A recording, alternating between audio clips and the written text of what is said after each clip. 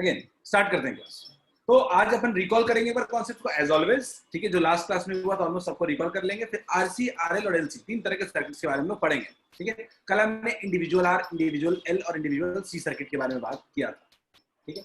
आगे बढ़े, सबसे पहले कल की क्लास हमने शुरू किया था पावर से, ठीक है। हमने कल का क्लास जो शुरू किया था वो पावर से शुरू किया था और हमने बड़े सिंपल फॉर्म में पढ़ा था कि अपने पास मान लीजिए कि एक सोर्स, अपने पास मान लीजिए एक सोर्स है, ठीक है। That's V naught sin omega V equals to V naught sin omega t।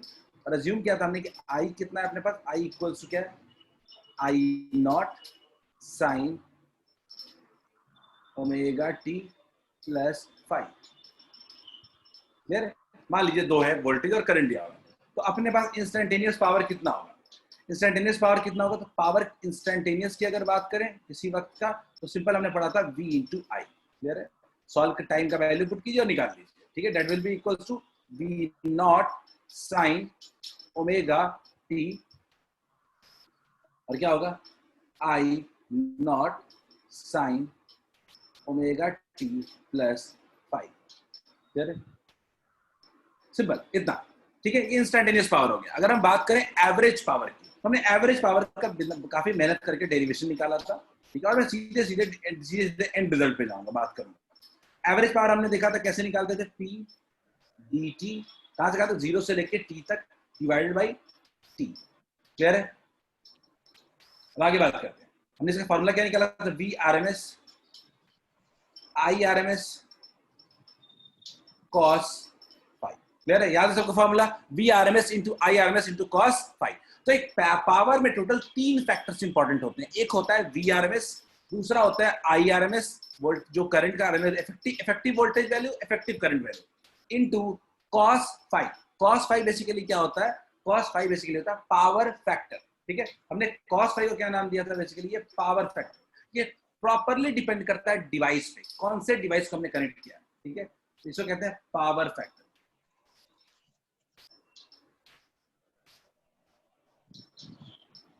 Power factor, clear है? आगे बढ़ते हैं, ठीक है, आगे बढ़ते हैं। ये फेजर डायग्राम की हमने बात की थी। फेजर डायग्राम बेसिकली क्या होता है, वेक्टोरियल रिप्रेजेंटेशन होता है, ठीक है। वेक्टोरियल रिप्रेजेंटेशन होता है। हम सबसे पहले क्या करते हैं फेजर डायग्राम बनाने के लिए, कि हॉरिजॉन्टल के थ्रू करंट का डायरेक्शन ड्रॉ कर देता है, हॉरिजॉन्टल, ठीक है। अब वोल्टेज किधर है उसी हिसाब से ड्रॉ कर लेते हैं। तो हमने फेजर डायग्राम ड्रॉ किया था। साइनोसॉइडल कर्व बहुत ज्यादा नहीं पूछा जाता है, बस हाँ दिमाग में रखना है, ठीक है। साइनोसॉइडल कर्व, ठीक है। एवरेज पावर हमने देखा V RMS into I RMS into cos 5, ठीक है। अब सर्किट के बारे में बात किया, हमने तीन तरह के सर्किट्स पढ़े थे। एक पढ़ा था RL R, एक पढ़ा था L, तीसरा पढ़ा था C। हम सिर्फ रेजिस्टिव सर्किट पढ़े थे। तो मैं बड़े सिंपल टर्म्स में समझाता हूँ कि हमने VR लास्ट डे क्या पढ़ा था। मैं पूरा डेरिवेशन तो कराऊंगा नहीं, मैं सिंपल लीजिए एक सेकंड, ठीक है। हमने देखा कि V इक्वल्स टू है V नॉट साइन ओमेगा, आवाज अनम्यूट रह गया ऋतु, विनीत और ऋतु दोनों, ठीक है। विनीत और ऋतु दोनों का आवाज अनम्यूट है, मैं वेट कर, ठीक है। V इक्वल्स टू क्या है, V naught sine omega t, ठीक है। और I कितना है अपना, I इक्वल्स टू क्या है, I naught sine omega t। Clear है? V और I अपने को दिया हुआ है, और हमने देखा था कि I नॉट कितना आया था लास्ट क्लास में, V नॉट अपॉन R, ठीक है। V naught upon R। अब एक ही स्लाइड में सब कुछ समझाने की कोशिश करूंगा। V नॉट अपॉन R, गौर से देखिए, V और I के बीच कोई फेज का डिफरेंस नहीं है। फेजर डायग्राम कैसे बनाएंगे, सबसे पहले I ड्रॉ करेंगे हॉरिजॉन्टल में, और फिर क्या ड्रॉ करेंगे, V। अगेन किसी का आवाज अनम्यूट रह गया बच्चों, ठीक है, प्लीज म्यूट करके रखो, काफी डिस्टर्बेंस होता है, ठीक है। I और V दोनों सेम फेज में, इस केस में फाई यानी फेज का डिफरेंस कितना है, 0 है, ठीक है। अगर एवरेज पावर की बात करूं तो cos फाई कितना हो जाएगा, तो फाई अगर 0 है तो cos फाई की वैल्यू कितनी हो जाएगी, 1। तो एवरेज पावर कितना हो जाएगा इस केस में, V RMS into I RMS। यही रिकॉल होगा पूरे रेजिस्टिव सर्किट का। दिमाग में क्या रखना है, इन अ रेजिस्टिव सर्किट जो वोल्टेज और करंट होता है वो हमेशा सेम फेज में होता है, याद रखिएगा। वोल्टेज और करंट जो होता है वो हमेशा सेम फेज में होता है। अगेन जो भी ज्वाइन कर रहे हैं वो अपने आप को म्यूट कर दें, ठीक है। आगे बात करते हैं। हम आगे बात कर रहे हैं, just give me one second. हम आगे बात कर रहे हैं इंडक्टिव सर्किट देखते हैं, इंडक्टिव सर्किट को देखते हैं, कैपेसिटिव सर्किट को देखते हैं। कैपेसिटिव सर्किट में हमने लास्ट क्लास में क्या पढ़ा था? हमने लास्ट क्लास में पढ़ा था कि V इक्वल्स टू आया था हमारा V naught sine omega t. V equals to V naught sine omega. अगले बार ये V equals to V naught sine omega t. I equals to कितना होगा? I इक्वल्स टू कितना आया था हमारा, याद करिए। I इक्वल्स टू आया था I naught sine omega T plus pi by 2। याद रखिएगा करंट क्या है, 90 डिग्री आगे था फेज में, ठीक है। याद करिए आई नॉट क्या आया था, आई नॉट आया था V naught upon X C. X C कितना था, resistance offered by the capacitor कितना था, 1 by omega into C. Clear है? कैपेसिटिव रिएक्टेंस, ये सब दिमाग में टर्म्स होने चाहिए अपने, कैपेसिटिव रिएक्टेंस। क्लियर है? अब हम आगे बात करते हैं कैपेसिटेंस। वॉइस सर आप ही अनम्यूट कर दीजिए ना, मेरी आवाज क्लियर आ रही है सबको? अभी दो तीन लोग जो जिनको आवाज आ रही है क्लियर एटलीस्ट बता दो, ठीक है। फेज डायग्राम पे आते हैं, बढ़िया, ठीक है अभिषेक। चलो अब मैं आता हूँ करंट पे आता हूँ। तो करंट हमेशा हॉरिजॉन्टल डायरेक्शन बना देना चाहिए हम लोग को, हमने पहले पढ़ा था फेजर डायग्राम में। हमें वोल्टेज ड्रॉ करना है। अब वोल्टेज क्या है, वो अगर करंट आगे है इसका मतलब वोल्टेज क्या है, पीछे है। वोल्टेज अपना पीछे है। वोल्टेज पीछे का मतलब कितना कितना डिग्री पीछे है, 90 डिग्री पीछे। तो मैं कैसे ड्रॉ करूंगा, ऐसे। ये क्या हो गया, V। V और I के बीच एंगल कितना हो गया, 90। तो फाई कितना हो गया इस केस में, 90। तो इसी तरीके से पावर फैक्टर कितना हो जाएगा, पावर फैक्टर कितना होता है, cos five. cos five equals to कितना हो जाएगा, 0। cos 90 की वैल्यू क्या होती है, 0। काम खत्म हो गया। अब cos फैक्टर 0, पावर फैक्टर 0 हो गया, तो पावर भी कितना हो गया, 0। याद रखिएगा एक एसी में कैपेसिटर कोई पावर कंज्यूम नहीं करता है, it do not consume any power, ठीक है। आगे बात करते हैं इंडक्टिव सर्किट की बात करें। मैं सब लास्ट के टॉपिक्स रिकॉल करवा रहा हूं। इंडक्टिव सर्किट में हमने पढ़ा था अगेन V इक्वल्स टू क्या है, V naught sine omega, V naught sine omega. और हमने पढ़ा था I इक्वल्स टू क्या आ रहा है, I naught sine omega T minus pi by 2। मैं डेरिवेशन पे नहीं जा रहा हूं, गौर से देखिए यहां भी फेज डिफरेंस पाई बाई 2 का है, लेकिन इस बार करंट पीछे है। कैपेसिटर में करंट आगे होता है और इंडक्टर में करंट क्या होता है, पीछे होता है, लैग करता है। और इंडक्टर का हम जानते हैं कि हमेशा क्या करता है, अपोज करता है, लैग कराता है। क्या आई नॉट, तो यहाँ पे इस केस में आई नॉट की वैल्यू क्या होती है, याद करिए V not by omega L. इसको हम लोग क्या कहते हैं, एक्सएल भी कहते हैं, inductive reactance, resistance offered by an inductor. XL की वैल्यू क्या हो गई, ओमेगा इनटू एल। क्लियर है? I naught equals to V naught upon omega L. Clear है? अब बात करते हैं फेजर डायग्राम। फेजर डायग्राम का पहला स्टेप क्या होता है, करंट ड्रॉ करो हॉरिजॉन्टल में, कर दिया। अगला स्टेप क्या होता है, अब बताओ करंट आगे या पीछे, करंट पीछे है तो वोल्टेज मतलब क्या है, आगे। वोल्टेज कैसे ड्रॉ कर दिया, ऐसे। कितना हो गया फेज डिफरेंस, 90 डिग्री। 90 डिग्री का फेज डिफरेंस हो गया। फाई कितना हो गया यहाँ पे, 90। अगर फाई 90 हो गया तो एवरेज पावर कितना हो जाएगा, अगेन पावर फैक्टर अगेन कितना हो गया, 0। cos 90 की वैल्यू पावर फैक्टर कितना होता है, cos फाई होता है। cos फाई की वैल्यू कितनी हो गई, 0। और एवरेज पावर कितना हो गया, 0।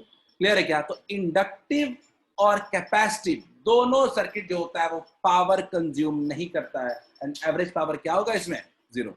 ठीक है। मिली ने कहा कि सर एक बार फेजर डायग्राम बता दीजिए। मिली फेजर डायग्राम समझ लीजिए सीधा सीधा, सिंपल वेक्टर फॉर्म का रिप्रेजेंटेशन। सबसे पहले एक काम करिए, हॉरिजॉन्टल में करंट ड्रॉ कर दीजिए, ठीक है। और उसी के हिसाब से वोल्टेज को ड्रॉ कर दीजिए, वोल्टेज आगे है या वोल्टेज पीछे है। क्लियर है क्या? उसी हिसाब से वोल्टेज को ड्रॉ कर लेते हैं हम, ठीक है मिली। अभी थोड़ी देर में और ज्यादा समझ में इसके बारे में आएगा, ठीक है। ये हमारा लास्ट डे का टॉपिक था। अब हम थोड़ा आगे बढ़ते हैं और हम लोग और सर्किट्स के बारे में बात करते हैं। वो कौन सा है, ठीक है। एक ओवरव्यू दे देता हूँ जो लास्ट क्लास में भी दिखाया था। लास्ट क्लास में ओवरव्यू दिखाया था, क्या दिखाया था कि सिंपल समझिए कि प्योरली रजिस्टर, प्योर रजिस्टर में फाई 0 होता है और इंडक्टर कैपेसिटर दोनों में 90 डिग्री होता है, ठीक है। ठीक है। वेव डायग्राम हमने नहीं बनाया है क्योंकि कल तो बताया था वेव डायग्राम, ठीक है। वेव डायग्राम तो नहीं कहते, उसको सिंपल साइनसॉइडल कर्व कहते हैं अभिषेक, ठीक है। अब बात करते हैं रेजिस्टर में जो करंट होता है, वोल्टेज होता है, वो करंट के सेम फेज में होता है। रेजिस्टेंस के अंदर वोल्टेज करंट के सेम फेज में होता है। इंडक्टर में वोल्टेज होता है वो करंट से आगे होता है। और कैपेसिटर में वोल्टेज जो होता है, और कैपेसिटर में क्या होता है, करंट आगे होता है। ठीक है, क्लियर है? आगे बात करते हैं। Z देखिए, Z मतलब रेजिस्टेंस। रेजिस्टेंस क्या होता है, एक में RL, एक में XL, तीसरे में XC। क्लियर? फेजर डायग्राम अभी हमने बनाया था। ये पूरा समरी था लास्ट क्लास का। अब शुरू करते हैं आज का क्लास। ठीक है, और आज का क्लास और आज की क्लास की शुरुआत होती है सबसे पहले हमारे RC सर्किट से। अब एक नहीं, अब हम दो यूज करने वाले हैं, एक साथ रेजिस्टेंस भी और कैपेसिटर भी। ठीक है, तो देखो कितना काम आने वाला है पुराना नॉलेज। ठीक है, तो देखो एक बात होता है, आरसी सर्किट हमने यूज किया, सब लोग एक सुर से बता सकते हो कि अच्छा जो भी हो, लेकिन करंट जो है, मान लेते हैं करंट क्या है, कुछ आई है। ठीक है, और एक बात तय है कि दोनों सीरीज में लगे हैं। तो सीरीज में लगने का मतलब कि दोनों के थ्रू जो भी करंट होगा वो बिल्कुल क्या होगा, सेम होगा। कितने लोग एग्री करते हैं इससे? मैं बोल रहा हूं आरसी सर्किट में R and C both are in series, then we can say current through both will be same. Simple logic, I will remain same. ठीक है, चलो most of you say yes, समझ में आ गया, करंट दोनों में same होगा। अब करंट तो सेम होगा, पर सीरीज में डिवाइड क्या होता है, पोटेंशियल। सीरीज में क्या डिवाइड होता है, पोटेंशियल। तो मैं वी सोर्स है, मान लेते हैं ये वी सोर्स है। क्लियर? और ये कितने पार्ट में डिवाइड हो रहा है, ये डिवाइड हो रहा है कितने पार्ट में, ये डिवाइड हो रहा है, एक तो हो रहा है वी आर, एक हो रहा है वी आर, और एक हो रहा है वी सी। क्लियर है क्या? दो रेजिस्टेंस, दो कैपेसिटर। ठीक है, कैपेसिटर में, अभिषेक मैं कह रहा हूं कोई भी सर्किट सीरीज में लगाओ तो करंट तो सबके क्रॉस सेम ही रहेगा ना, सीरीज में करंट तो सेम रहेगा, सिंपल सी बात कह रहा हूं। ठीक है, और पोटेंशियल क्या हो जाएगा, डिवाइड हो जाएगा। तो क्या मैं बड़े सिंपल लॉजिक से कह सकता हूं क्या कि V source is equal to V R plus V S? कितने लोग इस बात से एग्री करते हैं? सिंपल सा टर्म है, V S equal to V R plus V S. Clear? V C, sorry मैंने क्या लिखा, वी एस लिख दिया।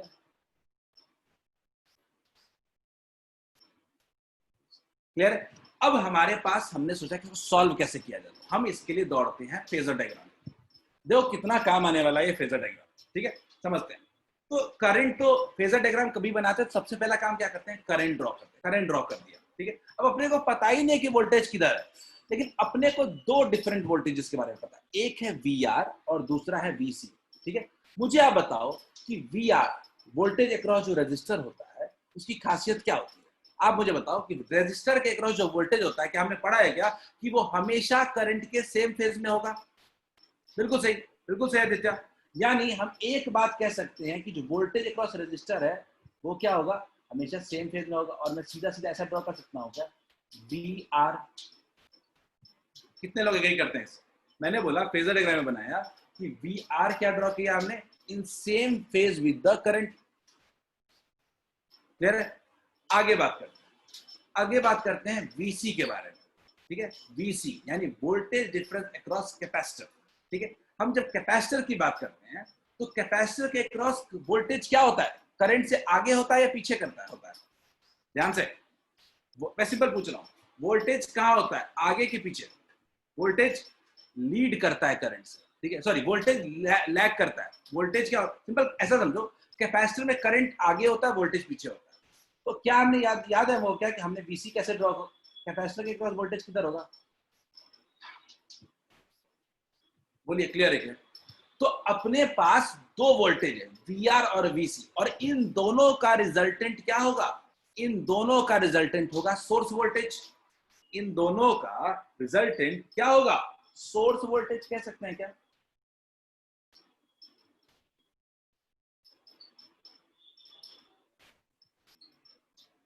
इन दोनों का रिजल्टेंट किधर होगा, दैट्स आवर अप्लाइड वोल्टेज या सोर्स वोल्टेज कह सकते हो, अप्लाइड वोल्टेज या सोर्स वोल्टेज कह सकते हो। तो लिख रहे क्या, नेट वोल्टेज क्या होगा, नेट वोल्टेज होगा वी आर और वीसी का रिजल्टेंट। तो क्या मैं आंख बंद करके ये बात, वी मतलब कि अप्लाइड वाला ही सोर्स ही है, क्या मैं आंख बंद करके ऐसा लिख सकता हूं क्या, V equals to V R square plus V C का होल स्क्वायर? इसमें किसी को डाउट है क्या? फेजर डायग्राम से ही सब कुछ होने वाला है, कोई डेरिवेशन कुछ नहीं है। सिंपल पूछ रहा हूं कि क्या हम लोग क्लियर कर सकते हैं क्या, v जो है वो V R square plus V C square है। ठीक है, अंडर रूट, क्योंकि आर क्या है, करंट के साथ है, और वीसी क्या है, पीछे है। अब v equals to V R, तो अपन ना एक काम करते हैं, वी आर निकाल लेते हैं क्या होगा, वी आर क्या होता है? तो वी आर क्या आई इंटू आर कह सकते हो क्या? वी आर क्या कह सकते हो? आई इंटू आर कह सकते हो क्या? ठीक है, आई इंटू आर होता है। और कोई वीसी पूछ दे, वीसी पूछ दे तो आई इंटू एक्सी नहीं कह सकते हो क्या? यही होगा, आई इंटू आर होता है। जिसके क्रॉस पोटेंशियल डिफरेंस हो गया वो आई इंटू उसका रेजिस्टेंस, कैपेसिटर का रेजिस्टेंस कितना था? एक्सी था। तो मैं कुछ नहीं करता हूं, मैं वैल्यू पुट कर दूंगा। तो V इक्वल्स टू कितना हो गया? Under root I square R square plus I square XC का होल स्क्वायर। तो अपन कुछ नहीं कर रहे हैं यहाँ पे, इस यहाँ पे क्या करें, आई स्क्वायर कॉमन ले लेते हैं। ठीक है, तो V इक्वल्स टू क्या बन गया? आई कॉमन ले लिया, रूट बाहर आ गया, क्या हो गया? Under root R square plus XC का होल स्क्वायर। तो एक बात तो तय हो गई कि आई इक्वल्स टू कितना हो रहा है? V by under root R square plus XC का होल स्क्वायर। बोलिए क्लियर है क्या? Is it clear? बिल्कुल, मैं बात करता हूं उसके बारे में आदित्य। ठीक है, तो अगर क्या हम कह सकते हैं क्या कि अपने पास जो आई है, जो आई नॉट की वैल्यू होगी वो क्या होगी? V naught by under root R square plus XC का होल स्क्वायर। किसी को तकलीफ है क्या इसमें? किसी को तकलीफ है क्या इसमें? मैंने बोला आई नॉट जो है वो V naught upon under root R square plus XC का होल स्क्वायर आ रहा है। तो सबको दिमाग में चल रहा होगा, सबको दिमाग में चल रहा होगा कि ये जो नीचे आ रहा है ये भी कुछ ना कुछ तो रेजिस्टेंस ही है। ठीक है, कुछ ना कुछ ये भी रेजिस्टेंस है। हम लोग इसको नाम देते हैं इम्पेडेंस। इम्पेडेंस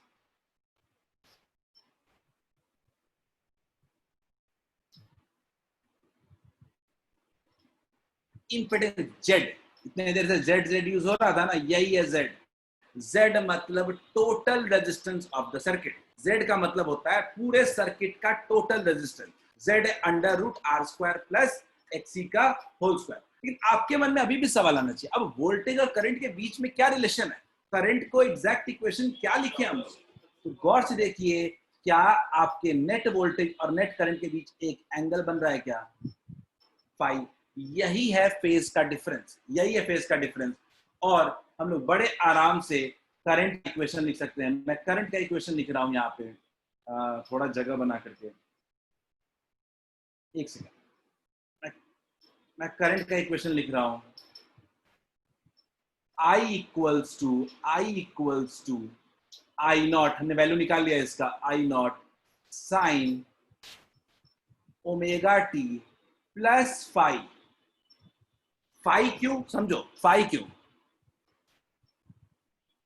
ठीक है, फाई क्यों लिया हमने? फाई क्यों लिया? प्लस फाई क्यों लिया? बिकॉज आपका जो करंट है वो वोल्टेज के क्या है? आगे है। गौर से देखिए, वोल्टेज जो भी हो, वी क्या था? V naught sine omega t. तो करंट जो है लीड कर रहा है, आगे है करंट, तो क्या होगा? Plus phi. Again RC circuit में क्या होगा? करंट लीड करेगा। फाई आ गया, 90 डिग्री आगे नहीं होगा, इस बार फाई आ गया होगा। क्या सबको क्लियर है क्या? प्रियांशु आपने पूछा रोल क्या होगा सर सर्किट में, समझ में नहीं आया प्रियांशु?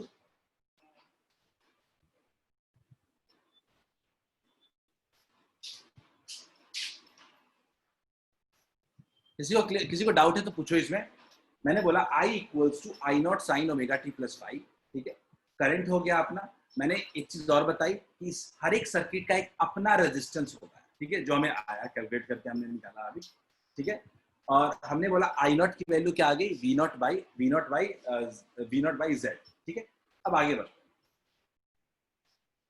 तो अभी तक हमने सर्किट में क्या पढ़ा कि अगर आरसी सर्किट है तो आरसी सर्किट में आर और सी दोनों को हटा के एक रेजिस्टेंस लगा दो, वो क्या है? जेड। ठीक है, एक लगा दिया मैं, जेड। जेड क्या होता है? Total resistance of the circuit. देखो, it is defined as total resistance offered by the circuit. इसका यूनिट भी क्या होता है? ओम होता है। ठीक है, हम बात तो आरसी सर्किट ही कर रहे हैं, तो आरसी सर्किट की बात कर रहे हैं, तो इसके लिए जेड की वैल्यू जो होगा, जेड का वैल्यू जो होगा वो क्या होगा? वो होगा under root R square plus XC का whole square. R square plus XC का होल स्क्वायर, याद रखिएगा अपना। ठीक है, एक्सी का होल स्क्वायर। और जो करंट होता है, करंट की वैल्यू जो होती है आई नॉट इक्वल्स टू क्या होता है? V naught upon Z. यही है सबसे इंपॉर्टेंट पार्ट। किसी भी कंबाइंड सर्किट में जो करंट होता है वो वी नॉट अपॉन जेड होता है। आर का आर, अब तो कंबाइंड रेजिस्टेंस लेना पड़ेगा ना, तो I naught equals to V naught upon Z, या इसको ऐसे भी लिख सकते हो Z इक्वल्स टू सर्किट में V naught upon I naught. याद रहेगा। अब सोचा गया कि क्यों ना इसका और यूज किया जाए। कैसे यूज किया जाए? एक ट्रायंगल बनाते हैं, इम्पिडेंस ट्रायंगल। ये बहुत काम की चीज है एक्चुअली, ठीक है। देखते हैं ये कैसे काम में आता है। तो हमने क्या बोला कि हमने हॉरिजॉन्टल को अज्यूम कर लिया कि ये क्या है, वी आर है। ये क्या है, वी आर। क्लियर? और इधर मान लिया कि अपना क्या है, इधर क्या है, वीसी। वीसी नीचे की तरफ था, वीसी क्या था, नीचे की तरफ था। तो वी आर और वीसी है, तो इधर क्या होगा, अंडर रूट क्या होगा, V R square plus VC का होल स्क्वायर। क्लियर है क्या? और इस एंगल को कहते हैं हम लोग पाई। क्लियर है क्या? सबको क्लियर है क्या? गौर से देखो, मैंने बोला ये इंपेडेंस ट्रायंगल बनाया, वी आर हॉरिजॉन्टल को हमेशा क्या लेते हैं, वी आर, और वर्टिकल को क्या लिया, वर्टिकल। याद करिए फेजर डायग्राम में, देखिए वीसी नीचे था, वीसी नीचे था हमारा, हमने बना दिया वेक्टर फॉर्म में, तो क्या हो गया, फाई। तो ये क्या हो गया, फाई हो गया। क्लियर है? Under root V R square plus VC square. अब थोड़ा आगे बात करते हैं, यहाँ बात करते हैं, अगेन देखते हैं। ये भी क्या है, वी आर है, ठीक है। ये भी क्या है, वी आर है। अब वी आर नहीं लिखते हैं, वी आर की जगह मैं सीधा सीधा उसके रेजिस्टेंस को लिखता हूँ। क्या होगा रेजिस्टेंस, अब आप बताओ। वी आर में रेजिस्टेंस कितना होता है, आर होता है, आर होता है। और इसमें रेजिस्टेंस कितना होता है, एक्सी होता है। तो ये वाला ट्रायंगल में कितना होगा, under root R square plus XC का होल स्क्वायर। बहुत काम की चीज है, याद रखिएगा, इंपेडेंस ट्रायंगल बहुत ही काम की चीज है। और ये एंगल लोग क्या कहेंगे हम लोग, फाई। ठीक है। तो आप मुझे बताओ, कोई आपसे पूछता है कि बताओ पावर फैक्टर क्या होता है, तो पावर फैक्टर क्या होता है, power factor equals to cos phi. Cos phi, इस ट्रायंगल से बताओ कॉस फाई कितना होगा, आप बताओ इस ट्रायंगल से कॉस फाई कितना होगा, सब लोग इस ट्रायंगल से बताओ, इस ट्रायंगल से बताओ कि कॉस फाई कितना होगा। क्या लिख सकते हैं क्या, आर अपॉन जेड। ये क्या एक्चुअल में जेड ही तो है, ये क्या है, जेड है। तो क्या हम लोग कॉस फाई आज से याद रख सकते हैं, आर बाई जेड होता है। पावर फैक्टर जो होता है किसी भी सर्किट का, याद रखिएगा, ये अभी थोड़ी देर में आऊंगा, थोड़े दूसरे सर्किट में भी, किसी भी सर्किट का पावर फैक्टर जो होता है वो आर अपॉन जेड होता है। ठीक है, क्लियर है? अब आपके मन में सवाल आना चाहिए कि एवरेज पावर कितना होगा। एवरेज पावर, बहुत बहुत मजेदार क्वेश्चन पार्ट आएगा इसका, एवरेज पावर।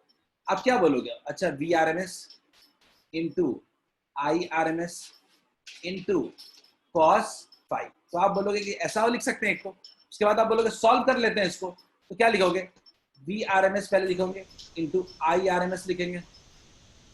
कॉस फाइव की वैल्यू कितनी होगी, R upon Z, R upon Z. ठीक है। अगर मैं थोड़ा सा इसको लिख दूं, v को क्या लिख सकता हूं, v को लिख सकता हूं क्या, I R M S into Z. I V equals to I R, पूरे सर्किट के लिए क्या होगा, into I R M S into R upon Z. तो जेड जेड क्या हो गया, कैंसिल। और जो रिजल्ट आया वो बहुत ही सरप्राइजिंग है। इसका मतलब क्या हुआ, इसका मतलब हुआ कि एक्चुअल में पावर वही होगा जो करंट, जो आपका एक सिंपल सा रजिस्टर कंज्यूम करेगा। इंडक्टर और कैपेसिटर तो कोई पावर कंज्यूम करता ही नहीं है ना, तो उसके पावर की क्यों कंसीडर करेंगे, सिर्फ और सिर्फ आपका रजिस्टर ही पावर कंज्यूम करेगा। इसीलिए हम कह सकते हैं कि पावर, एवरेज पावर, पूरे सर्किट का अगर बात करूं, average power equals to I square, I square. ठीक है, इसमें इंडक्टर और कैपेसिटर का कोई रोल नहीं होता है। क्या क्लियर है क्या सबको, क्या सबको ये एक, देखो एक सर्किट बनाने में मुझे पढ़ाने में मुझे मेहनत करनी है, बाकी दो सर्किट का सारा आंसर आप खुद दे दोगे 2 मिनट के अंदर। ठीक है, मैं एक बार फिर से रिव्यू करवा देता हूँ, देख लो एक बार। हमने आरसी सर्किट का बात किया, हमने बोला सब सारे पार्ट सीरीज में है, मैं सब कुछ बता देता हूँ, टेंशन नहीं। ठीक है, एक ही समझना है तो है। मैंने बोला कि सीरीज में है तो करंट सबके क्रॉस सेम होगा, करंट सेम होगा, लेकिन जो वोल्टेज होगा वो क्या होगा, डिवाइड होगा। अब वोल्टेज डिवाइड एक फेज में होता तो सीधा सीधा ऐड कर देते, पर फेज तो एक है नहीं। तो हमने क्या देखा, फेजर डायग्राम में देखा, तो फेजर डायग्राम में आई बनाया, वी आर जो होता है वो अपने आप करंट के अलोंग होता है। ठीक है, और वीसी हमेशा करंट के पीछे होता है, लैग करता है 90 डिग्री फेज डिफरेंस पे। तो हमने क्या किया, हमने वीसी ड्रॉ कर दिया, वी आर और वीसी। हमने रिजल्टेंट वोल्टेज जब देखा, तो इन दोनों के बीच में आ रहा था वी। ठीक है, साफ साफ दिख रहा है कि दो वेक्टर्स 90 डिग्री में है, तो रिजल्टेंट क्या होता है, under root R square plus XC का होल स्क्वायर। ठीक है, मैं अगर कहूँ तो ये कहाँ से आया, ये पार्ट कहाँ से आया, तो आप सीधे सीधे इस वेक्टर फॉर्म से आया, सीधे सीधे क्या कह सकते हैं, ये वेक्टर फॉर्म से आया है। ठीक है, ये वेक्टर फॉर्म से आया है। ठीक है, अब अपने पास क्या हो गया, v equals to value put किया तो i की वैल्यू क्या आ गई, i की वैल्यू क्या आ गई, v upon under root R square plus X square. तो आई नॉट का वैल्यू क्या हो गया, v naught upon under root R square plus X square. ठीक है, अब जो under root R square plus X square आया वो नीचे में, उसको हमने माना total resistance of the circuit. इसका नाम क्या दिया हमने, इम्पिडेंस। इम्पिडेंस, ठीक है, इम्पिडेंस। और फाइनल करंट देखो, करंट क्या हो गया, आगे है तो current omega T plus phi. ठीक है, अब ये फाई कैसे निकलेगा, उसका तरीका तो इम्पिडेंस ट्रायंगल से आ गया अपने पास। ये इम्पिडेंस ट्रायंगल क्या होता है, ये फाइंड करता है, इसका यूज क्या होता है, टू फाइंड फाई। इसका सबसे बड़ा जो यूज है ना, तो यही है, फेज डिफरेंस फाइंड करने के। खैर चलिए, अब इम्पिडेंस हमने देखा, जेड की वैल्यू निकाली, आई नॉट कितना होता है, V naught upon Z, total resistance circuit है। इम्पिडेंस ट्रायंगल बनाया, मेन इम्पिडेंस ट्रायंगल ये वाला इंपॉर्टेंट है, याद रखिएगा। आर एक्सी जेड कितना हो गया, तो एक ट्रायंगल बनता है जिसमें जिसमें सारे रेजिस्टेंस क्या है, उसके आर्म्स है। ठीक है, तो हमने cos फाइव इक्वल्स टू कितना लाया, हमने r by Z power factor, और एवरेज पावर कितना निकाला हमने, V R M S I R M S cos five. सब कुछ करके देखा तो फाइनली क्या आया, आई स्क्वायर आर। इसका मतलब कि पावर में कोई और कंट्रीब्यूट नहीं कर रहा है। ठीक है, क्या सबको ये बात क्लियर है यहाँ तक? We will move to questions. हम questions की तरफ मूव करने वाले हैं अभी। टेंशन नहीं, एक क्वेश्चन करेंगे, सब क्लियर हो जाना है। ठीक है, और क्यों कह रहा हूं ऐसा, क्योंकि क्वेश्चन देख लो एक बार। ये है क्वेश्चन। अब बोलो सब कुछ तो निकालना ही पड़ रहा है इसमें, तो क्यों नहीं क्लियर होगा? लग जाइए।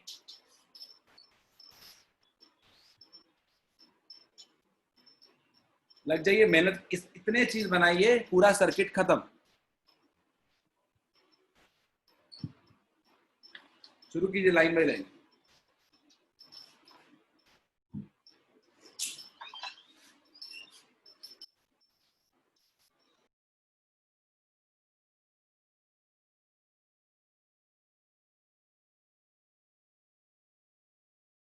सारे फॉर्मूले रिकॉल हो जाने चाहिए।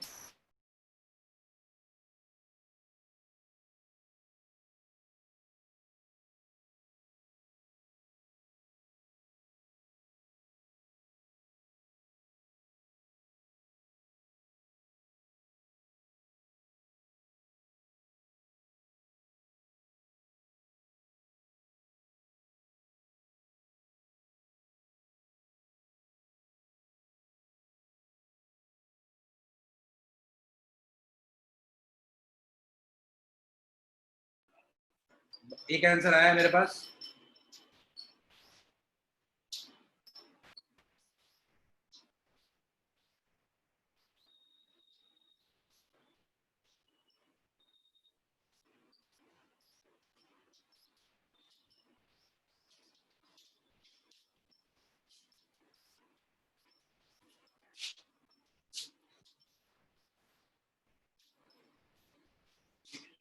पहले का आंसर आ गया क्या?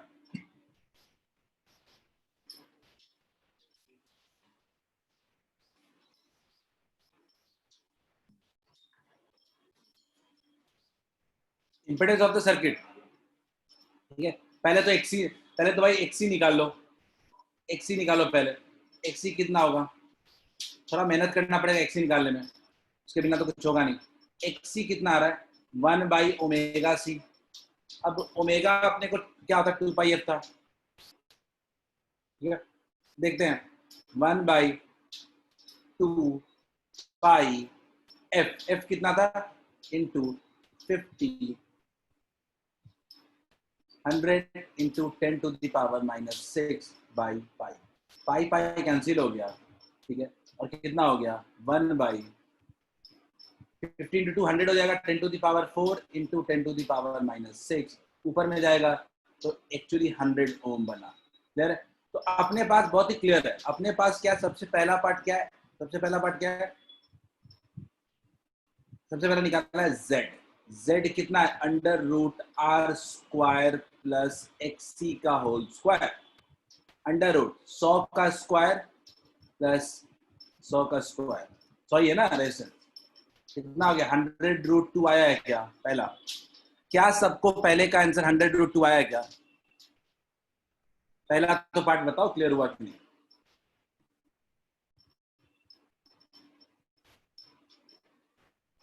ऑल डन, पहला पार्ट क्लियर है सबको? क्यों ना दूसरे पार्ट की तरफ बढ़ते। क्या पूछ रहा है? पावर फैक्टर एंगल, फाई बात कर रहा है। पावर फैक्टर तो कॉस फाई होता है, उसका एंगल पूछ रहा है। तो कॉस फाई इक्वल्स टू क्या पढ़ा था अभी? आर बाई जेड पढ़े थे क्या? अब कॉस फाई इक्वल्स टू क्या लिखें? आर, आर बोले तो 100, जेड कितना आया 100√2, गया क्या 1/√2। तो क्या फाई 45 डिग्री आ रहा है क्या? 45 डिग्री आ रहा है क्या? अभिषेक ने पूछा ओमेगा का वैल्यू। ओमेगा का याद कर रखिएगा फॉर्मूला अभिषेक। ओमेगा का जो फॉर्मूला होता है वो होता है 2 पाई इंटू फ्रीक्वेंसी, 2 पाई एफ, याद रखिएगा अभिषेक, ठीक है? अदरवाइज नहीं बनेगा। क्लियर है? तो ये छोटी छोटी चीजें दिमाग में होनी चाहिए। खैर आगे बढ़ते हैं, आगे बढ़ते हैं। Let's move to next part. ठीक है, अब आते हैं, दो पार्ट कर लिया हमने। पावर फैक्टर अभी भी तो निकाला, पावर फैक्टर भी तो निकाल लिया, तीसरे के लिए क्यों दिमाग लगाओ? पावर फैक्टर तो निकाल लिया, अभी क्या हो गया बताओ? पावर फैक्टर कितना आया? 1/√2, बिल्कुल सही। चलो, पावर फैक्टर कितना? कॉस फाई इक्वल्स टू कितना? R upon Z. कितना आ रहा है? 1/√2 आ रहा है क्या सब लोग? क्या थर्ड तक क्लियर है क्या? ठीक है सब। मैं एक एक कर, चलो एक काम करते हैं, एक एक करके क्वेश्चन करते हैं। Cos phi R upon Z खुद से करते रहो। अगला क्या है? फोर्थ क्या है? करंट। अनिकेत ने आई थिंक करंट का वैल्यू 2 एम्पियर बताया। अब करंट में दिक्कत है। करंट कौन सा पूछ रहा है? ये करंट कुछ दिया गया नहीं है, तो करंट आपको पूछ रहा है actually I equals to I naught sine omega T plus five. आपको ये पूरा बताना है, आपको फाइव भी बताना है और आपको आई नॉट भी बताना है। तो फाइव तो चलो आपको पता है, फाइव का वैल्यू आपको पता है कि 45 डिग्री होगा, ठीक है बिल्कुल। लेकिन आपको आई नॉट की वैल्यू निकालनी पड़ेगी, ठीक है? आई नॉट की वैल्यू कितना होगा? V naught upon Z. Clear है? V naught upon Z. अब याद रखिएगा आरएमएस वोल्टेज दिया हुआ है, वी नॉट अपॉन जेड। तो अपने को ना ये एक्चुअली में वी आरएमएस इंटू √2 कर देंगे तो क्या हो जाएगा? वी नॉट हो जाएगा। अपने को वी नॉट तो पता नहीं है अपने को, बाई जेड। तो वी आरएमएस कितना दिया हुआ है? वी आरएमएस दिया हुआ है 200 इंटू √2 डिवाइडेड बाई 100√2। बिल्कुल सही अनिकेत। कितना आ गया? आई नॉट की वैल्यू कितनी आ गई? 2 एम्पियर। फोर्थ का तो अपना इक्वेशन क्या हो गया? इक्वेशन हो गया 2 एम्पियर आई नॉट, 2 हो गया I naught sine sine omega T plus 45 degree. आप कह सकते हो पाई अपॉन 4। क्लियर है क्या सबको? क्या सबको फोर्थ पार्ट क्लियर है क्या? फिफ्थ करंट तो निकाल ही लिया, फिफ्थ तो यही था। आई फिफ्थ क्या होगा? आई नॉट। क्लियर है क्या?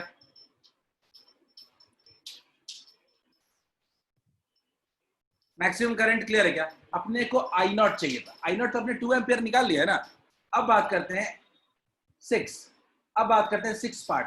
6 पार्ट क्या पूछ रहा है? वोल्टेज अक्रॉस आर, यानी अपने को क्या चाहिए? V R. सिंपल। अब कुछ भी नहीं दिया गया है तो वी आर क्या लिखोगे? आई इंटू आर। मैं तो भाई आई इंटू आर लिखूंगा सीधे सीधे, ठीक है? किसी ने इतना लंबा आंसर दिया है, ठीक है? प्रत्युष लिखा होगा, हाँ आई इंटू आर। अब तो आई की वैल्यू में पूरा पूरा लिखूंगा 2 into sine omega T plus 5/4। कोई मैक्सिमम मैक्सिमम थोड़े बोला है मेरे को। आई इंटू आर कितना है अपने पास? आर अपने पास था 100 ओम। क्लियर है क्या? अब ऐसे करना पड़ेगा। अब अगला पूछ रहा है वोल्टेज अक्रॉस सी। अब वोल्टेज अक्रॉस सी कितना होगा? वोल्टेज अक्रॉस सी कितना होगा? I into x C. Clear है क्या? आई सबके अक्रॉस सेम रहना है, टेंशन ही नहीं लेना है। आई लिखिए और एक्सी को मल्टीप्लाई कर दीजिए। क्या क्लियर है क्या? Is it clear?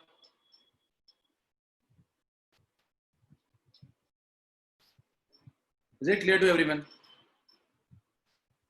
अब आई एक्सी निकाल लेंगे। सबसे इंपॉर्टेंट पॉइंट आता है अपने पास, maximum voltage across C. Maximum voltage across C तो सिंपल निकालना है, सिंपल लिख सकते हैं। Maximum voltage across C, V max across C, तो सीधा सीधा लिखो ना, आई नॉट इंटू एक्सी लिखो, मैक्सिमम करंट इंटू एक्सी लिखो। आपने पूछा 6 को रिपीट कर दीजिए, वोल्टेज अक्रॉस, मैंने वोल्टेज अक्रॉस आई आर पूछा, V इक्वल्स टू क्या होता है, आई आर होता है। मैंने पूछा है क्या कि मैक्सिमम वोल्टेज अक्रॉस आर, तो आप आई नॉट इंटू आर लिखते हैं, RMS voltage across R, V R I R M S into R लिखते हैं। मैं पूछ रहा हूँ वोल्टेज अक्रॉस आर, तो आई इंटू आर लिखना पड़ेगा, यही तो फंसा रहा है क्वेश्चन में, ठीक है ना? क्लियर है क्या शुभम? ये सब कुछ पूछ रहा है क्वेश्चन, ठीक है। अब मैक्सिमम वोल्टेज अक्रॉस सी पूछ रहा है, कितना सिंपल क्वेश्चन है। अब मैक्सिमम वोल्टेज अक्रॉस आर पूछेगा तो क्या कहेंगे, आई नॉट इंटू आर। देखो दोनों में फर्क समझो इस क्वेश्चन में, इसमें और इसमें फर्क समझो। ये पूछ रहा है आई इंटू आर और ये पूछ रहा है I naught into are. Clear है, समझ में आ रहा है क्या? ये पूछ रहा है आई इंटू एक्सी, ये पूछ रहा है I naught into XC. Clear है क्या? अब ये एवरेज टोटल पावर, भाई जो रेजिस्टेंस से क्रॉस पावर होगा वही इसके क्रॉस होगा, सिंपल, जो इसके क्रॉस होगा वही इसके क्रॉस, आई आरएमएस का होल स्क्वायर इंटू आर, ठीक है। अगर मैं एवरेज पावर की बात करूं, अगर क्या होगा, ये ऐसे का साइन एवरेज का होता है, तो आई आर एम एस का whole square into R. Clear cut, और कुछ नहीं। Is it fine?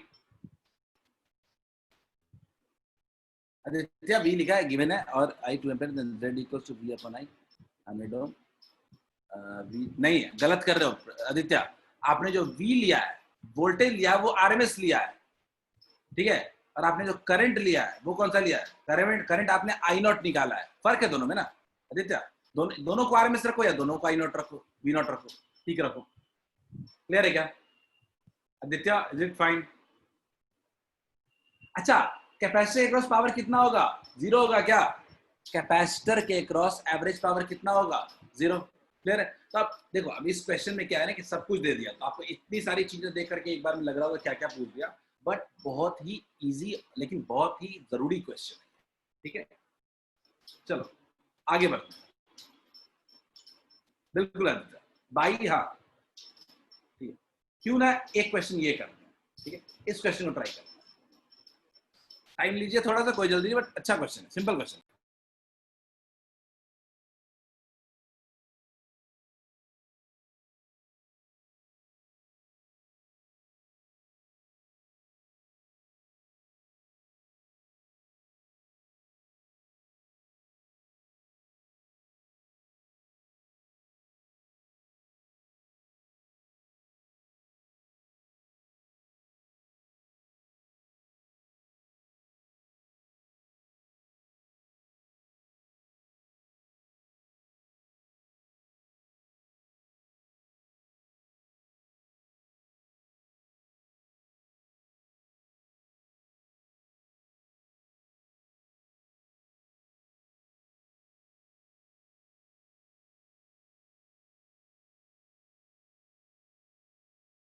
घुमाया क्वेश्चन में दम नहीं है, इजी क्वेश्चन है, जो कह रहा है वो करो उस क्वेश्चन को।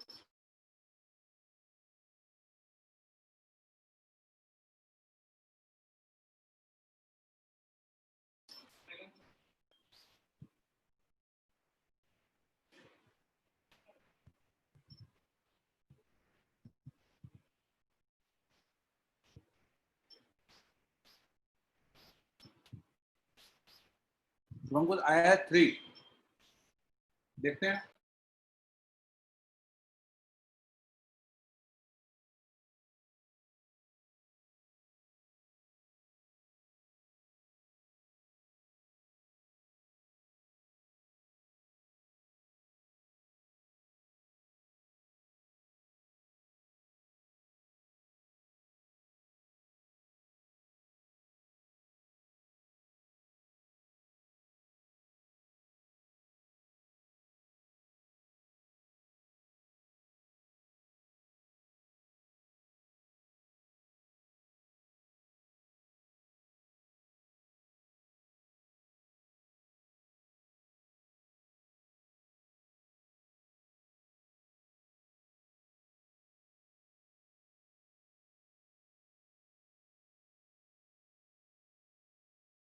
हल्के फुल्के हिंट दे रहा हूँ, गौर से देखिए, एक में आर था और एक में एक्सी था, अगले में आर था और 3 एक्सी है। क्लियर? करंट कितना था, आई नॉट ले लो ना, वी नॉट अपॉन जेड। कितना होगा V naught upon Z, V naught upon under root R square plus XC का होल स्क्वायर, अंडर रूट 3/5 आ रहा है। अदिति, श्रेया और लेखा 3 लोगों का आंसर आया। और इस केस में आई नॉट डैश कितना हो रहा है V naught upon under root R square plus 3xc का होल स्क्वायर, ट्रिपल हो चुका है, क्लियर है। और ये कह रहा है कि जो आई नॉट डैश है वो क्या है, वो 1/2 हाफ हो गया है किसके, आई नॉट के। क्या यही है क्या, सब लोग बताओ, समझ में आएगा इतना? Everyone reply in chat.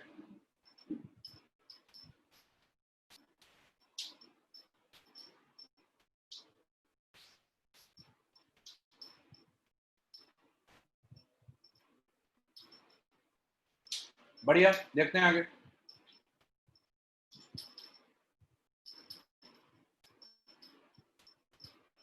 यहाँ देखते हैं, तो अपना दोनों साइड वैल्यू कैंसिल हो जाएगा, क्या हो जाएगा 1/√r स्क्वायर प्लस एक्सी का whole square equals to half under root R square plus 9xc का होल स्क्वायर। सही है,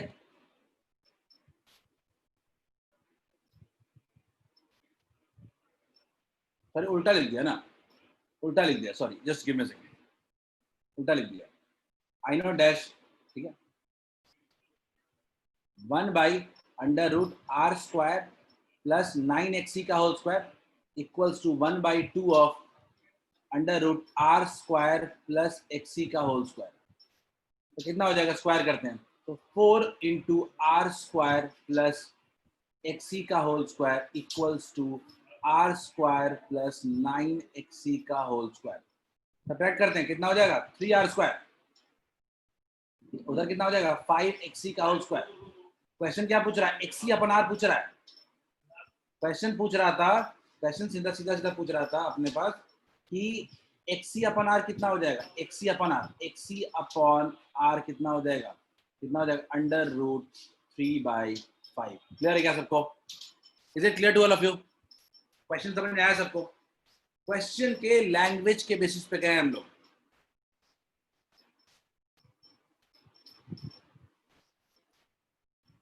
नहीं आया तो पूछो। यहीं से अपना आरसी सर्किट खत्म हो जाता है और शुरू करते हैं हम लोग आरएल सर्किट। क्लियर है? अब देखो कितना मजा आएगा, क्योंकि अब आरसी पढ़ लिया, अब आरएल में दम नहीं है। देखते हैं कैसे, 5 मिनट के अंदर पूरा आरएल सर्किट खत्म।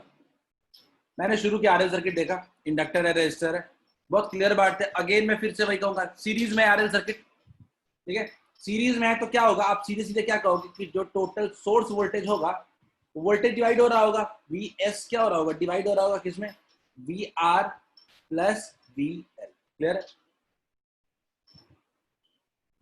ठीक है, अब मैं यहाँ पे देखता हूँ, हमने क्या लिया यहाँ पे, वी आर लिया है और इसके क्रॉस वी एल लिया है। क्लियर है? तो V S equal to V R plus V L. Clear हो गया? अब मैंने बोला कि चलो इसको फेजर डायग्राम में शो करते हैं। तो हमने क्या देखा कि जो फेजर डायग्राम ने ड्रॉ किया, तो हमने क्या देखा, वी आर क्या था, वी आर तो करंट के साथ ही होता है हमेशा, करंट के अलोंग होता है। और वोल्टेज अक्रॉस इंडक्टर क्या होता है, आगे होता है। करंट से वोल्टेज अक्रॉस इंडक्टर क्या होता है, करंट से आगे होता है। तो क्या हम ऐसा ड्रॉ कर सकते हैं क्या, बोलिए, क्लियर है क्या? इस बार वी आर अलोंग करंट है और वी एल ऊपर है, तो आप मुझे बताओ इन दोनों का रिजल्टेंट किधर होना चाहिए, कुछ बीच में होना चाहिए क्या, कितना होना चाहिए, अंडर रूट वी आर का square plus under root V L का स्क्वायर। क्लियर है क्या? V equals to final voltage equals to, clear है क्या? और ये एंगल कितना होगा, phi. Is it clear to all of you? ये डायग्राम सबको क्लियर है क्या? क्या मैं लिख सकता हूं क्या, according to phasor diagram, according to phasor diagram, phasor diagram, phasor diagram, we can write V equals to under root VR square plus VL square. That's fine. Under root VR square plus VL square. Clear है क्या?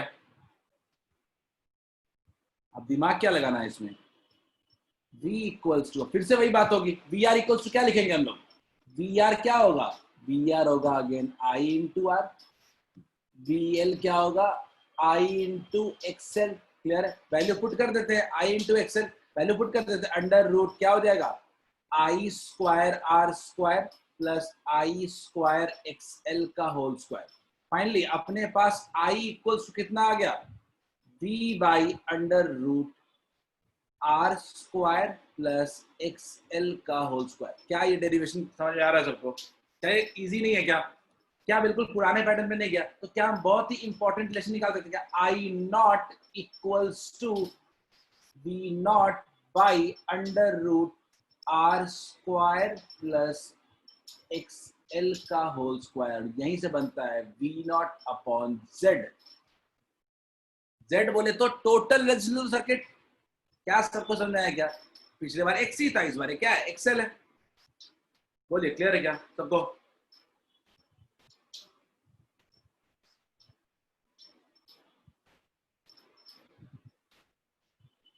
Clear है? इस बार देखो current voltage से lead कर रहा है कि लैग कर रहा है? इस बार बताओ, नेट करंट नेट वोल्टेज से लीड कर रहा है कि लैग कर रहा है?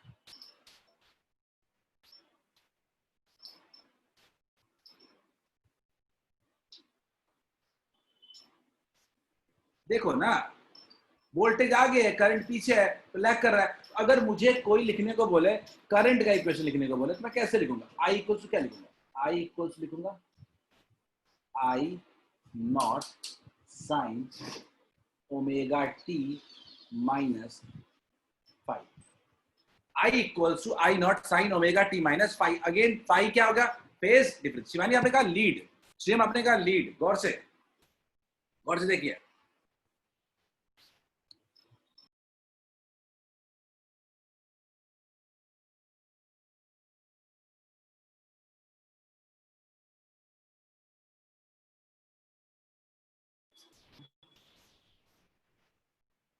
क्लियर है क्या सबको?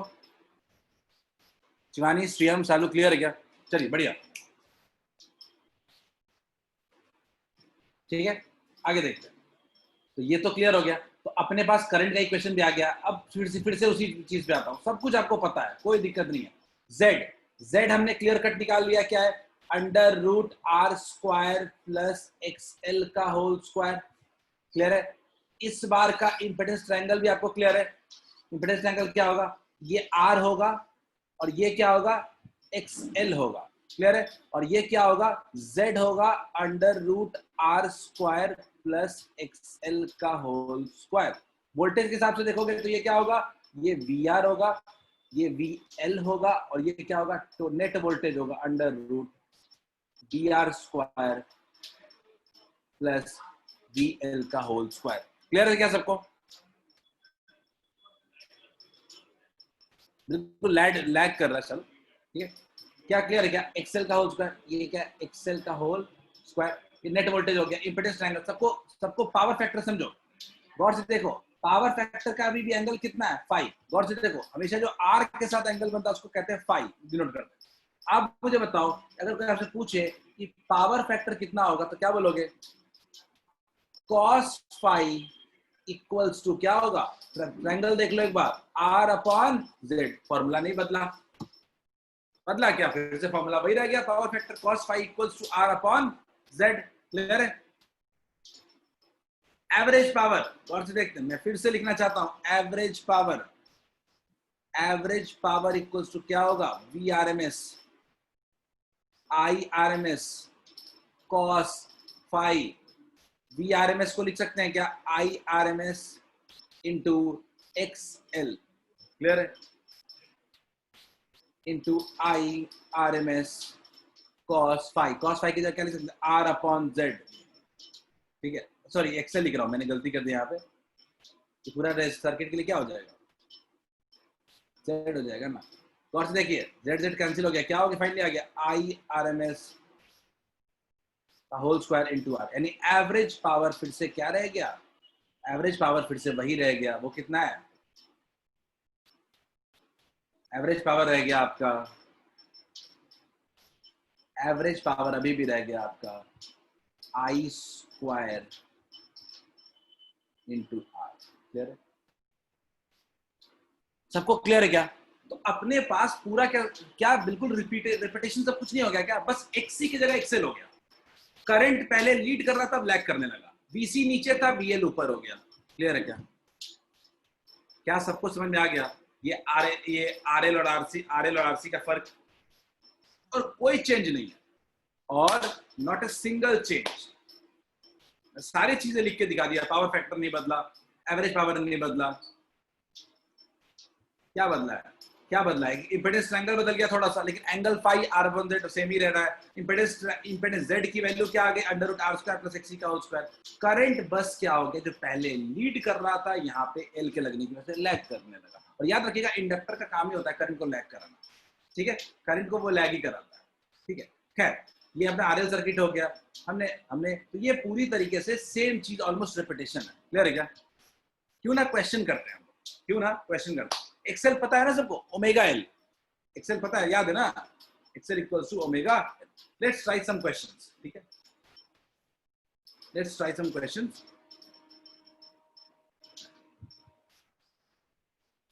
कुछ क्वेश्चन कर लेते हैं और ये टॉपिक ये भी खत्म हो जाएगा बड़े आराम से।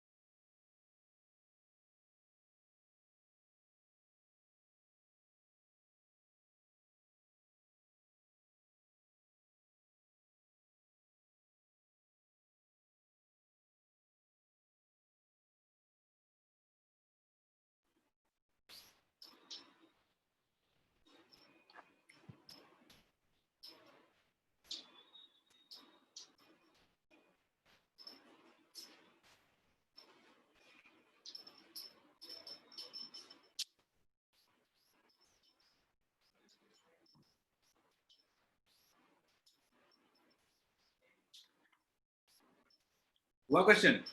चैट है, मैंने चैट नहीं देखा। We have got 2 answers, 3 answers. Very good. और निशा?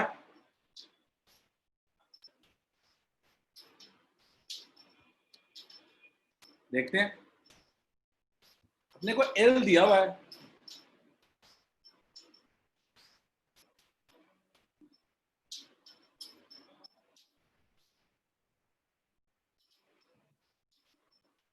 अपने को आर दिया हुआ है। आर कितना दिया हुआ है? 225 वोल्ट। अपने को एफ दिया हुआ है 50 हर्ट्ज। ठीक है, calculate the current in the circuit. सबसे पहले इसमें ओमेगा एल अपने को निकाल सकते हैं क्या? ओमेगा एल कितना होगा? 2 पाई एफ इंटू एल। क्लियर है क्या? 2 पाई एफ कितना है? 50 है। एल कितना होगा? 9/100। क्लियर? आर का मैंने गलत लिख दिया, आर यहाँ पे कितना होगा?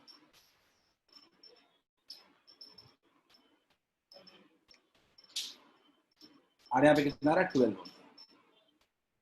ठीक है, तो ये पाई पाई कैंसिल हो जाएगा, 50 टू 100 हो जाएगा, तो कितना आ गया? 9 ओम। यानी अपने पास आर आ गया और अपने पास एक्सेल कितना आ गया? 9। ठीक है, क्वेश्चन पूछा calculate the current in the circuit and current in the circuit. तो करंट याद रखिएगा, निकालने के लिए आपको चाहिए होता है I equals to I naught. Inductive circuit है तो हम जानते हैं कि एंगल करंट लैग करेगा, ओमेगा टी माइनस पाई। याद रखिएगा, इंडक्टिव है तो करंट लैग ही करना है। ठीक है, कैपेसिटिव है तो करंट हमेशा लीड ही करना है। ये दोनों क्लियर बातें हैं। ठीक है, तो अब अपने को आई नॉट और ओमेगा चाहिए, तो आई नॉट कितना होगा? V naught upon Z. I naught क्या होगा? V naught upon Z. ठीक है, क्या अपने पास z है क्या? बिल्कुल है। अंडर रूट क्या होगा? आर स्क्वायर प्लस एक्सएल का whole square, under root 12 square plus 9 square. ठीक है, ये कुछ इतना आ रहा है क्या? 144 इतना 2 ये कुछ 15 आ रहा है क्या? z कितना आ रहा है? 15। z कितना आ रहा है? 15। और वी नॉट कितना है?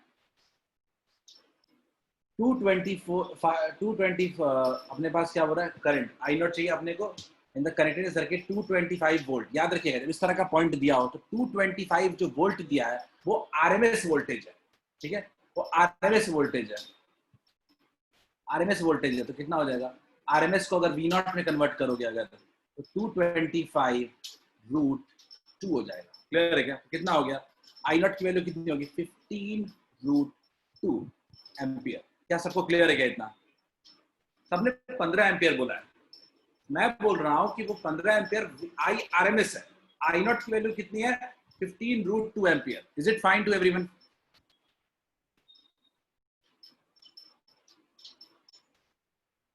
cos phi power cos five equals कितना होता है? R upon Z. ठीक है, आर कितना था अपने पास? आर था अपने पास 12 और जेड कितना है अपने पास? 15। 3 जा 3 5 कितना हो गया? 4/5। cos फाइव कितने डिग्री है? 4/5 होता है, तो फाइव इक्वल्स कितना आ रहा है? 37 डिग्री। क्लियर है क्या? फाइव कितना आ रहा है? 37 degree. Is it fine? Clear है सबको? फाइव आया 37 डिग्री। तो अब इक्वेशन में पुट कर दो ना। आई नॉट की वैल्यू आ गया, फाइव का वैल्यू आ गया, पुट कर दीजिए। ठीक है, लेकिन दिमाग में रखिएगा इस तरीके से 225 वोल्ट 50 हर्ट्ज सोर्स दे रहा है तो वो आरएमएस वैल्यू देता है। ठीक है, वो आपको वी नॉट वैल्यू नहीं दे रहा है। नहीं, क्वेश्चन में मैक्सिमम करंट नहीं पूछ रहा है क्वेश्चन में, लेकिन इक्वेशन तो पूछ रहा है। तो calculate the current in the circuit. Current in the circuit का मतलब क्या है? कि I equals to I naught sine omega T minus 5 पूछ रहा है। And phase angle between current and source voltage, वो तो हमने फाइव निकाल ही लिया। क्लियर है क्या? चलो, क्वेश्चन डायरेक्टली नहीं पूछ रहा है पर हमको चाहिए, जरूरत है। ये गलती हम कर सकते हैं बाद में, इसलिए मैं बार बार ध्यान दिला रहा हूँ। इस तरीके से लिखा तो आरएमएस वैल्यू लिखा होता है क्वेश्चन में। 220 वोल्ट घर में सप्लाई आ रहा है, वो आरएमएस वैल्यू है। ठीक है, पीक वैल्यू नहीं है। चलिए इस क्वेश्चन करिए, सब ध्यान से करिएगा, इजी क्वेश्चन है।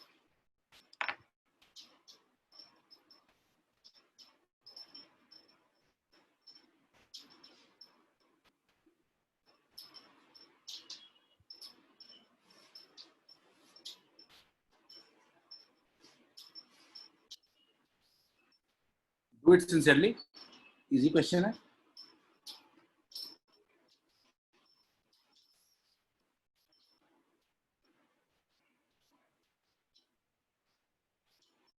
बहुत ही अच्छा क्वेश्चन है, इसमें थोड़ा सा दिमाग लगाना है बस।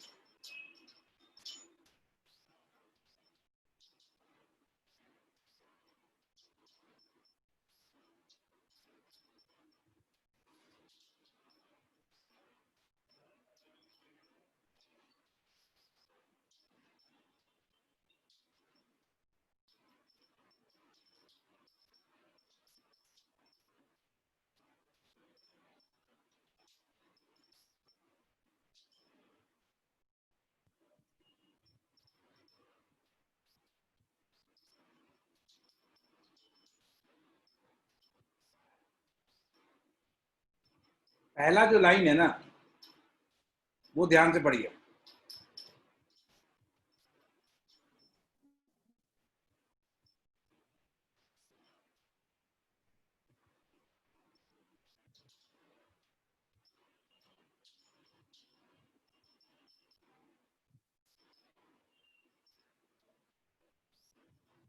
पहले वाले में ध्यान से पढ़िए कि जब उसको बैटरी से कनेक्ट कर रहे हैं तो 2.5 एम्पियर करंट फ्लो कर रहा है। तो याद रखिएगा, जब डीसी से कनेक्ट करते हैं इंडक्टर में तो कोई काम का इंडक्टर नहीं होता है।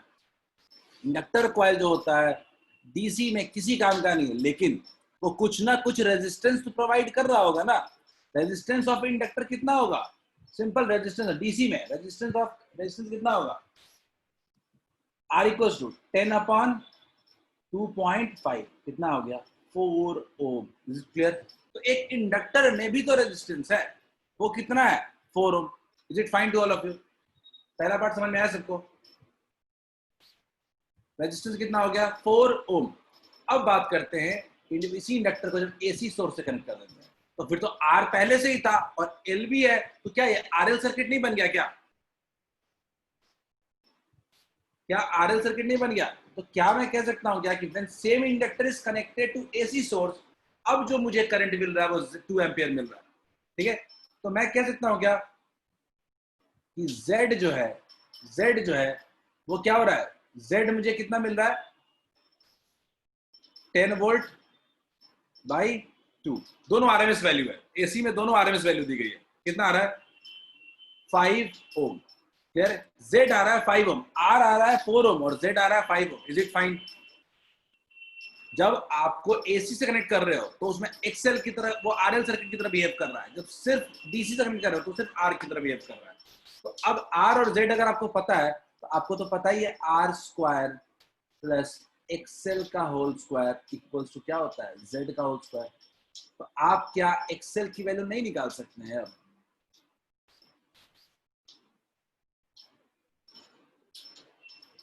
Is it clear? क्या बिल्कुल सही है। क्या आप एक्सेल की वैल्यू निकाल लोगे क्या? आपने आर दिया हुआ है क्वेश्चन में, अपने को जेड दिया हुआ है, तो आर जेड से क्या निकालेंगे हम लोग? एक्सेल निकालेंगे। एक्सेल इक्वल टू कितना हो गया Z square minus R square, कितना हो गया 3 ओम। क्लियर है?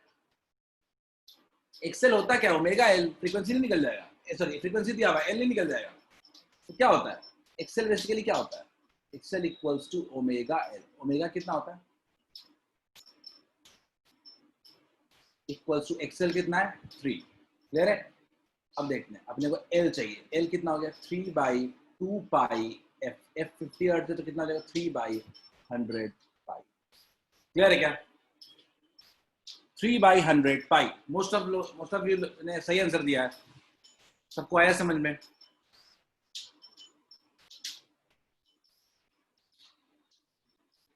लास्ट क्वेश्चन करते हैं। तो मैं समझाना जो चाहता था कि एक कॉइल जो है वो खुद ब खुद एक आरएल सर्किट की तरह बिहेव कर सकता है। डीसी से लगाओ तो सिर्फ आर और एसी से लगाओ तो आरएल।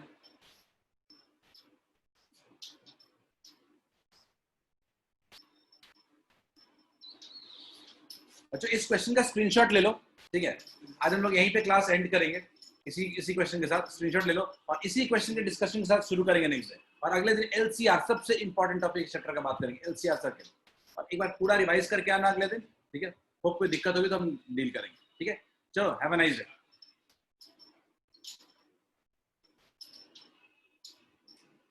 बोलिए।